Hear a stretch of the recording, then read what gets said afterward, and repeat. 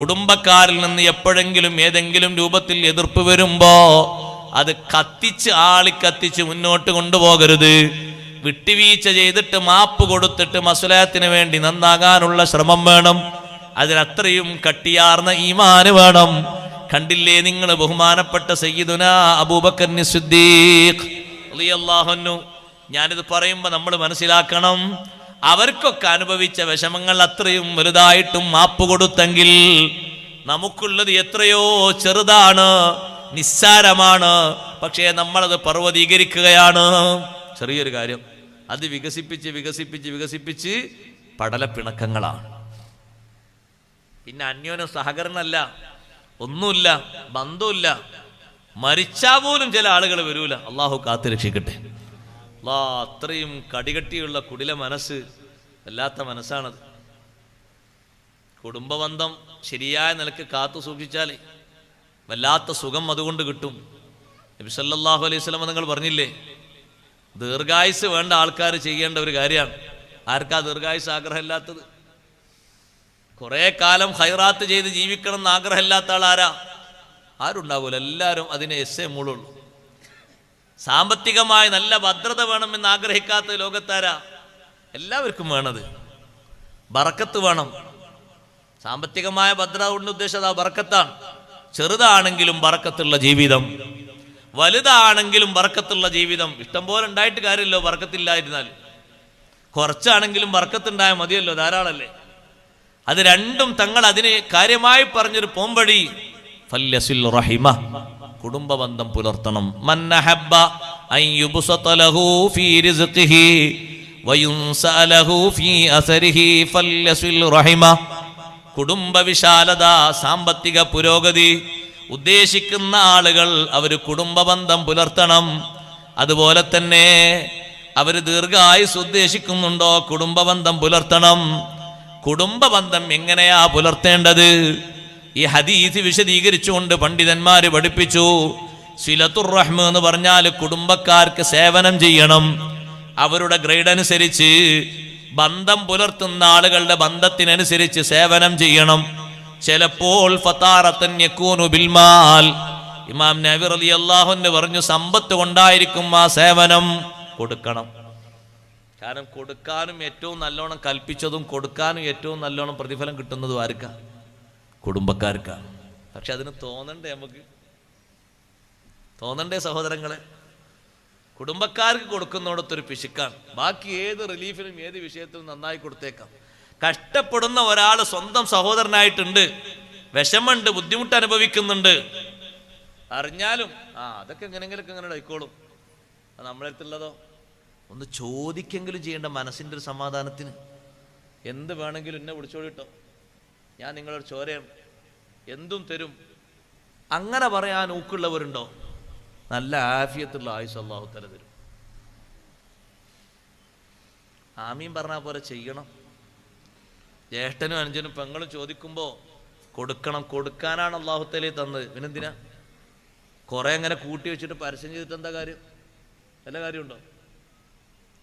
പക്ഷെ കൊടുക്കാൻ തോന്നണ്ടേ? കൊടുക്കുന്നിടത്ത് തന്നെ കൊടുക്കാൻ വേണ്ടി പോയാൽ ശൈത്താന് വല്ലാതെ പിന്തിരിപ്പിക്കുന്ന ഒരു കൊടുതിയാണ് കുടുംബത്തിനുള്ള കൊടുതിതാണ്. കുടുംബത്തിന് എന്തെങ്കിലും കൊടുക്കാൻ പോകുമ്പോൾ അത്ര കണ്ട് ശൈത്താൻ പിന്തിരിപ്പിക്കുന്ന ഒരു ശൈലി വേറല്ല. ഇയാളൊരു കല്യാണത്തിനാണ് പോയത്, പെങ്ങളെ കുട്ടീൻ്റെ കല്യാണത്തിന്. അപ്പോൾ ഇയാൾ അവിടെ എങ്ങനെ ഇരുന്നു? കല്യാണപ്പന്തല്ലേ, ഇയാൾ കുറേ നേരം ഇരിക്കേണ്ടതല്ലേ, കുടുംബക്കാരനല്ലേ, സ്വന്തം സഹോദരിയുടെ മകളെ കല്യാണമല്ലേ. അപ്പോൾ ഇയാളടുത്ത് കൊടുക്കണമെന്നുണ്ട്, നല്ലൊരു സംഖ്യ കൊടുത്ത് സഹായിക്കണമെന്നുണ്ട്. ഒന്നിൻ്റെ പേരിലും അല്ല, സ്വന്തം രക്താണ്. ആ കുട്ടിയെ തൊട്ടാൽ ഒളു മുറിയാത്ത ബന്ധാണ് ഈ ഇരിക്കുന്ന ആൾക്കുള്ളത്. അത്രയും വലിയ ബന്ധാണ്. അതിലപ്പുറം വലിയ ബന്ധം എന്താ വേണ്ടത്? പക്ഷെ അയാൾ അവിടെ ഇരുന്നപ്പോ പലരും സഹായത്തിന്റെ ലെക്കോട്ട് കവർ ഇങ്ങനെ കൊണ്ടുവന്ന് കൊടുക്കുന്നുണ്ട്. അപ്പൊ കവറിന്റെ എണ്ണം കൂടി കണ്ടപ്പോ ഇയാളെ മനസ്സിൽ ശൈത്താൻ ഒരു മന്ത്രം കൊണ്ടുവന്നത്, അത്ര കൊടുക്കണ്ട കേട്ടോ, കുറെ കിട്ടിയിട്ടുണ്ട്, തോനെ കൊടുത്താൽ ഓവറായാലോ. മനസ്സിൽ ശൈത്താൻ മന്ത്രിപ്പിച്ചു. കൊണ്ടുവന്നത് എത്രയുള്ളത്? ആകെയുള്ള ഒരു 25,000 അതെന്നെ കുറച്ചേ ഉള്ളൂ. 25,000 ഇപ്പോഴത്തെ കണക്ക് നോക്കി. 25,000 എന്താ കിട്ടുക സഹോദരങ്ങളെ? ഒരു സൂപ്പർ മാർക്കറ്റ് പോയി 4 സാധനം വാങ്ങിയ 25,000 മതിയാവൂല. 25,000 ആകെ കൊണ്ടുവന്നത്. ശൈത്താൻ പറഞ്ഞു അത്ര കൊടുക്കണ്ട, കുറച്ചേക്ക് ഒരു 15-10 ഒക്കെ മതി. എന്താ കാരണോ? ആ കവർ ഇങ്ങനെ കൂനം കുനേക്കുന്നു. ആ കവറിൽ എത്ര ഉള്ളത് ഇയാൾ കണ്ടോ? ചിലപ്പോൾ 100-200 ആയിരിക്കും ആകെ ഉണ്ടാകുക. അത് ആ വാടക സാധനത്തിനുള്ള വില കൊടുക്കാൻ തന്നെ ഉണ്ടാവില്ല. അതൊന്നും മാനിക്കരുത്. നീ ഒറ്റൊരു കാര്യം ചിന്തിക്കാവൂ, ഇതെന്റെ കുടുംബാണ്, എന്റെ രക്തബന്ധമാണ്. സർവ്വ പിശാചുക്കളെയും മലർത്തിയടിച്ച് ഫുള്ളം കൊടുത്തേക്കണം നീ കൊണ്ടുവന്നത്. അതിൽ നിന്ന് കുറക്കണ്ട. കൊടുക്കാനുള്ളൊരു മനസ്സവിടെ വേണ്ടേ? നബി സല്ലല്ലാഹു അലൈഹി വസല്ലം തങ്ങൾ കൊടുക്കാൻ ഏറ്റവും കൂടുതൽ കൊടുത്തത് ആർക്കാ? കുടുംബത്തിനാ. ഏറ്റവും അധികം തങ്ങൾ കൊടുത്ത് കുടുംബത്തിനാണ്. പക്ഷെ അനന്തര സ്വത്ത് തങ്ങളുടെ കുടുംബത്തിന് സ്വീകരിക്കാൻ പറ്റൂല. നബി സല്ലല്ലാഹു അലൈഹി വസല്ലം തങ്ങളുടേതെന്ന് മാത്രമല്ല, അംബിയാഇന്റെ അനന്തര സ്വത്ത് അത് ദീനിനുള്ളതാണ്. ഫാത്തിമ ബീവി റളിയല്ലാഹു അൻഹയും അബ്ബാസ് റളിയല്ലാഹു അൻഹും അടങ്ങുന്ന കുടുംബക്കാര് അനന്തര സ്വത്തിന്റെ വിഷയം പറഞ്ഞ് അബൂബക്കർ റളിയല്ലാഹു അൻഹു സമീപിച്ചപ്പോ അബൂബക്കർ സിദ്ദീഖ് റളിയല്ലാഹു അൻഹു പറഞ്ഞു, തങ്ങൾ പറയുന്ന ഹദീസ് ഞാൻ കേട്ടിട്ടുണ്ട്, നഹ്നു മാശിറുൽ അംബിയാ ഇലാ നൂറസ്, ഞങ്ങൾ അംബിയാക്കൾ സമൂഹം, പ്രവാചകന്മാരുടെ സമൂഹം ഞങ്ങൾ അനന്തരമെടുക്കപ്പെടാൻ പറ്റൂല. മാ തറക്നാഹു സദഖാ, ഞങ്ങൾ എന്ത് സമ്പത്തായിട്ട് മിച്ചമിടുന്നുണ്ടോ അത് അല്ലാഹുവിന്റെ ദീനിനുള്ള സ്വതക്കയാണ്, ധർമ്മമാണ്. അതുകൊണ്ട് തരാൻ പറ്റൂല. നിങ്ങൾ പോയിക്കൊള്ളൂ. ജീവിതകാലത്ത് തങ്ങൾ കൊടുത്തതിൽ ഏറ്റവും അധികം കൊടുത്തത് കുടുംബക്കാർക്കല്ലേ? ആ വീട്ടിൽ നിങ്ങൾ നോക്ക്, നബി സല്ലല്ലാഹു അലൈഹി വസല്ലം നിങ്ങളുടെ വീട്ടിൽ എന്തെങ്കിലും ഒരു ഹദിയ വന്നാൽ ആ ഹദിയകൾ നബി സല്ലല്ലാഹു അലൈഹി വസല്ലം നിങ്ങൾ വിതരണം ചെയ്യുമ്പോൾ കാര്യമായി പരിഗണിച്ചിരുന്നു. അവിടുത്തെ പോറ്റി വളർത്തിയ മുലയൂട്ടിയ മാതാക്കൾ, അവരെ തങ്ങൾ ഒരിക്കലും മറക്കാറില്ല. പരിപാലിച്ച ഉമ്മമാര്, അവരെ തങ്ങൾ വിട്ടുപോകാറില്ല. എന്നു മാത്രമല്ല, ഖദീജ റളിയല്ലാഹു അൻഹയ്ക്ക് ശേഷം ഖദീജ ബീവിയുടെ സഹോദരിയായ ഹാല ബീവിക്ക് ഇടക്കിടക്ക് നബി തങ്ങൾ ഹദിയ കൊടുത്തേക്കുമായിരുന്നു. ഭാര്യയുടെ സഹോദരി എന്നൊരു ബന്ധമാ സഹോദരങ്ങളെ ഉള്ളത്, അടുത്ത ബന്ധമല്ല. പക്ഷേ കുടുംബം എന്ന നിലക്കൊരു ബന്ധമുണ്ട്. അതുവരെ തങ്ങൾ പരിഗണിച്ചിരുന്നു, ചെറുതല്ല. അതുകൊണ്ട് ഇമാം നബി റളിയല്ലാഹു അൻഹു പറഞ്ഞു, ചിലപ്പോൾ സമ്പത്ത് കൊടുത്തുകൊണ്ടായിരിക്കും, ചിലപ്പോൾ താറത്തൻ ബിൽ ഖിദ്മ, ചിലപ്പോൾ സേവനം ചെയ്തുകൊണ്ട് ബന്ധം പുലർത്തേണ്ടി വരും. ചിലപ്പോൾ ചില ബന്ധങ്ങളൊക്കെ സന്ദർശനം കൊണ്ട് മതിയാക്കാൻ പറ്റും, സലാം പറഞ്ഞും സന്ദർശിച്ചിട്ടൊക്കെ മതിയാക്കാൻ പറ്റും. അല്ലാത്ത രൂപങ്ങളൊക്കെ സ്വീകരിക്കാം. ബന്ധം നിലനിർത്തുന്ന മാർഗങ്ങൾ പറഞ്ഞതാണ് സിലത്തുർ റഹിം. കുടുംബ ബന്ധം പുലർത്തുക, നിലനിർത്തുക എന്ന് പറഞ്ഞാൽ ഇങ്ങനെ സേവനം ചെയ്യാം. പ്രധാനമായിട്ടും അങ്ങനെ അല്ലാഹു തആല നമ്മോട് പറഞ്ഞില്ലേ, അഹ്സിൻ കമാ അഹ്സന അല്ലാഹു ഇലൈക്, അല്ലാഹു നിനക്ക് ഒരുപാട് തന്നില്ലേ, അതുപോലെ നീ മറ്റുള്ളവർക്കും സേവനം ചെയ്യണം, ഗുണം ചെയ്യണം. ഒന്നുകൂടി വിശദമായിട്ട് ഇമാം ഖുർത്തുബി റളിയല്ലാഹു അൻഹു പറഞ്ഞു, പൊതുവായിട്ടും പ്രത്യേകിച്ചും പുലർത്തപ്പെടുന്ന ബന്ധങ്ങളുണ്ട്. പൊതുവായിട്ടുള്ള ബന്ധം എന്ന് പറഞ്ഞാൽ റഹ്മുദ്ദീൻ, ദീനിന്റെ ബന്ധമാണ്. അത് വിശ്വാസികളായ എല്ലാ ആളുകൾക്കും കൊടുക്കേണ്ട സ്നേഹബന്ധമാണ്. അതേ സമയത്ത് പ്രത്യേകിച്ചുള്ള ബന്ധമുണ്ടല്ലോ, അത് സ്വന്തം കുടുംബക്കാരെന്ന നിലക്ക് അവരോടുള്ള സ്നേഹവായ്പകളെ കൊണ്ട് ഉണ്ടായിത്തീരുന്ന ബന്ധമാണ്. അത് കുടുംബക്കാർക്ക് വേണ്ട ചെലവുകൾ കൊടുക്കണം, അവരുടെ അവസ്ഥകളൊക്കെ അന്വേഷിക്കണം. എന്തെങ്കിലും അവരിൽ നിന്ന് സല്ലത്തുകൾ ഉണ്ടായാൽ വിട്ടുവീഴ്ച ചെയ്തിട്ട് അത് മനസ്സിൽ നിന്ന് എടുത്തു കളയണം. അതും കൂടെ പറഞ്ഞു. ഖുർത്തുബി ഇമാം എണ്ണിയപ്പോൾ അതും പറഞ്ഞു, വത്തഗാഫുലു അൻ സല്ലാത്തിഹിം, കുടുംബക്കാരിൽ നിന്ന് വരുന്ന പോരായ്മകള് അത് നമ്മൾ പ്രശ്നമാക്കണ്ട, വിട്ടേക്ക്, പുറത്തു കൊടുത്തേക്ക്. അവിടെയാണ് ബഹുമാനപ്പെട്ട സയ്യിദുന അബൂബക്കർ സിദ്ദീഖ് റളിയല്ലാഹു അൻഹു ലോകത്തുള്ള ഏറ്റവും വലിയ നമുക്ക് മാതൃകയാകുന്നത്. സിദ്ദീഖ് റളിയല്ലാഹു അൻഹുവിന്റെ ജീവിതത്തിൽ വന്ന വല്ലാത്തൊരു സങ്കടമാണത്. അത്തരത്തിലൊരു സങ്കടാവസ്ഥ നമുക്കാർക്കും സംഭവിച്ചിട്ടുണ്ടാകൂല. എന്നിട്ടും സിദ്ദീഖ് റളിയല്ലാഹു അൻഹു സ്വീകരിച്ച സമീപനം നമ്മൾ പഠിക്കണം. സിദ്ദീഖ് റളിയല്ലാഹു അൻഹുവിന്റെ വീട്ടിൽ സ്വന്തം ചെലവിൽ കഴിയുന്ന സ്വന്തം ഉമ്മയുടെ സഹോദരിയുടെ പുത്രനാണ് മിസ്തഹ് ഇബ്നു ഉസാസ റളിയല്ലാഹു അൻഹു. ബദരീങ്ങളിൽപ്പെട്ട മഹാനാണ്. ബദരീങ്ങളെ പേരെണ്ണുമ്പോൾ നമ്മൾ എണ്ണാറുണ്ടല്ലോ മിസ്തഹ് ഇബ്നു ഉസാസ റളിയല്ലാഹു അൻഹുവിനെ. ആയിഷ റളിയല്ലാഹു അൻഹയുമായി ബന്ധപ്പെട്ട് മുനാഫിക്കുകൾ ഉണ്ടാക്കിയ ആ അപവാദ പ്രചരണത്തിൽ കുടുങ്ങി ഈ സ്വഹാബി വര്യൻ. സിദ്ദീഖ് റളിയല്ലാഹുവിന്റെ കുടുംബക്കാരൻ, സ്വന്തം ഉമ്മാന്റെ സഹോദരിയുടെ പുത്രൻ.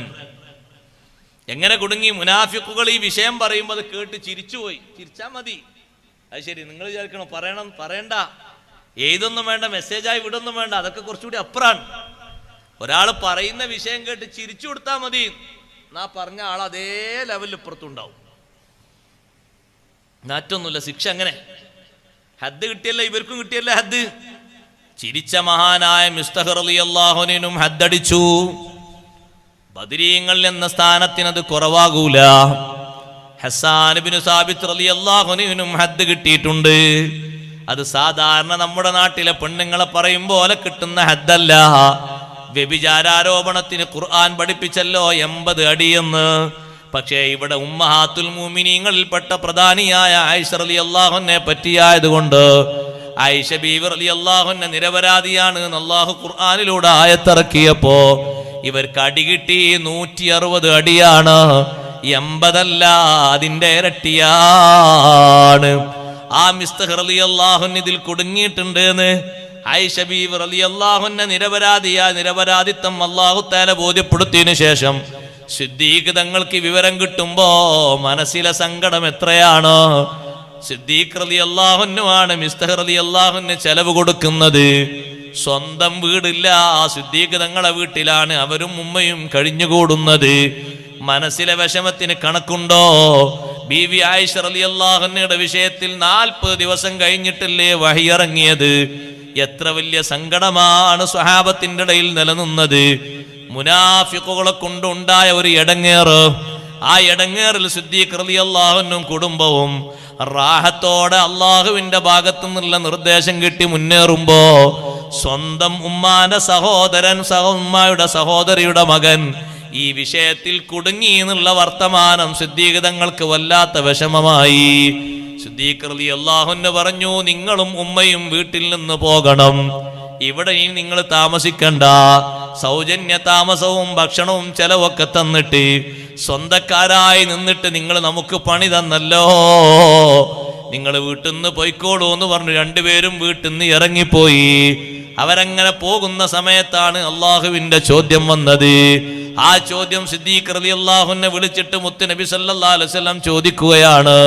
അല്ലാഹു തആല പറയുന്നുണ്ട്, സിദ്ദീഖേ അലാ തുഹിബ്ബൂന അൻ യഗ്ഫിറല്ലാഹു ലക്കും, അല്ലാഹു നിങ്ങൾക്ക് മാപ്പ് തരുന്നത് ഇഷ്ടമല്ലയോ?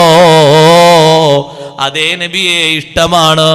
എന്നാ കുടുംബക്കാരന് മാപ്പ് കൊടുക്കൂ. മിസ്തഹ് റളിയല്ലാഹു അൻഹുവിനും മാതാവിനും മാപ്പ് കൊടുക്കൂ. സിദ്ദീഖ് റളിയല്ലാഹു അൻഹു ആയത്ത് കേട്ടു. സൂറത്തുൻ നൂറിലെ ആയത്ത് കേട്ടപ്പോൾ ശങ്കിച്ച് നിൽക്കാതെ ഉടനെ പറഞ്ഞു, ബലാ ഉഹിബ്ബു അൻ യഗ്ഫിറല്ലാഹു ലീ, അല്ലാഹു എനിക്ക് മാപ്പ് തരുന്നത് ഞാൻ ഇഷ്ടപ്പെടുന്നു. വേഗം പോയിട്ട് വീട് വിട്ട് ഇറങ്ങിപ്പോയ നേരത്തെ പോകാൻ വേണ്ടി പറഞ്ഞ മിസ്തഹ് റളിയല്ലാഹു അൻഹുവിനെയും മാതാവിനെയും ഒരു ദിവസത്തിന്റെ കണക്കെത്തിയിട്ടില്ല, 1 മണിക്കൂറിന്റെ സമയമായിട്ടില്ല.